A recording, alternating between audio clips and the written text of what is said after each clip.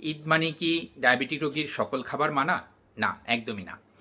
আসুন জেনে নেই কোন 5টি নিয়ম মেনে চললে ডায়াবেটিক রোগীরা সুগার না বাড়িয়ে ঈদের আনন্দ উপভোগ করতে পারবেন। আসসালামু আলাইকুম, আমি doctor Mohammad Mahmud Hasan, consultant endocrinologist হিসেবে কর্মরত আছি ঢাকা মেডিকেল কলেজ হাসপাতালের এন্ডোক্রাইনোলজি বিভাগে। আসুন আজকে আমরা জানবো কোন 5টি নিয়ম মেনে চললে ডায়াবেটিক রোগীরা ঈদের দিন নিরাপদে ঈদের আনন্দ উপভোগ করতে পারবেন। নাম্বার 1, খাদ্য নিয়ন্ত্রণ।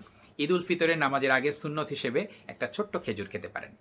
নামাজের পর মূল খাবার ক্ষেত্রে প্লেট মডেল ফলো করতে পারেন, অর্থাৎ প্লেটের 4 ভাগের 1 ভাগ পোলাও বা কার্বোহাইড্রেট জাতীয় খাবার, 4 ভাগের বাকি 1 ভাগ ডিম, কাবাব বা মাংস জাতীয় অর্থাৎ প্রোটিন সমৃদ্ধ খাবার এবং বাকি অর্ধেক অর্থাৎ 2 ভাগ ভেজিটেবলস এবং স্যালাড জাতীয় খাবার রাখুন।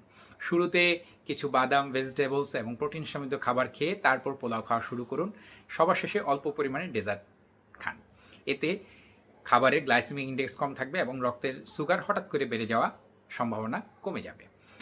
ডেজার্টের ক্ষেত্রে সেমাই এবং পায়েস চিনির বদলে আর্টিফিশিয়াল সুইটনার ব্যবহার করুন। Number 2, hydration maintain. Cold drinks বা শরবত জাতীয় খাবার পরিহার করে নর্মাল পানি অন্তত দিনে 2.5 থেকে 3 লিটার পানি খাওয়া নিশ্চিত করুন। নাম্বার 3, হাঁটা। প্রতিবার ভারী খাবারের 30 মিনিট পর 10 থেকে 15 মিনিট হাঁটুন অথবা রুমের মধ্যে পায়চারি করুন। এতে আপনার ইনসুলিন সেন্সিটিভিটি বাড়বে এবং রক্তের সুগার কমাতে সাহায্য করবে। নাম্বার 4, রক্তের সুগার মাপা। অবশ্যই ঈদের দিন সকালে খালি পেটে সুগার মাপবেন এবং সবচেয়ে ভালো হয় ব্রেকফাস্ট এবং লাঞ্চের পরে 2 ঘন্টা পরে আবার ভরা পেটেও সুগার মাপা। যদি সুগার 16.7-এর উপরে ওঠে তাহলে অবশ্যই আপনার ডাক্তারের পরামর্শ নিতে হবে।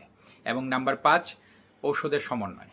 যারা ঔষধ বা ইনসুলিন 2 থেকে 3 বেলা রোজার আগে পেয়ে থাকতেন, ঈদের দিন সকাল থেকে রোজার আগে যেই ডোজে আপনি ঔষধ বা ইনসুলিন পেতেন সেই একই ডোজে ঔষধ বা ইনসুলিন নেওয়া শুরু করুন। যারা এক বেলা শুধুমাত্র রাতে লং অ্যাক্টিং ইনসুলিন নিয়ে থাকেন তারা ঈদের আগের দিন চাঁদ রাতেই পূর্ণ ডোজে অর্থাৎ রোজার আগে যেই ডোজে নিতেন সেই ডোজে ইনসুলিন নেওয়া শুরু করুন।